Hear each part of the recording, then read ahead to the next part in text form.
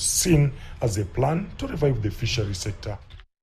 The UN agency says Africa is the lowest emission of greenhouse, yet the most affected. The UN bodies are helping Africa build resilience.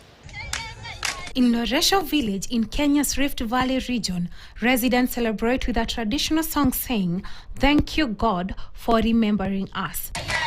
The village is south of Lake Baringo, which has witnessed harsh conditions attributed to climate change. As community here, we've experienced some long dry spell.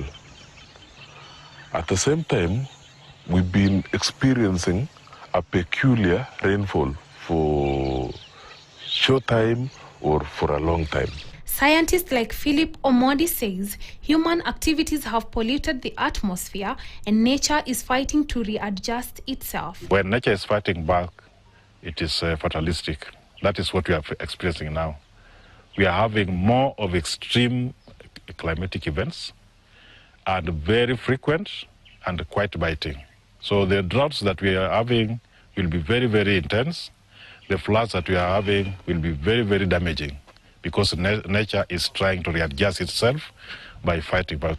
According to the UN Environment Programme, Africa contributes just 3.8% of the world global greenhouse emissions, yet its communities are the most vulnerable to climate change.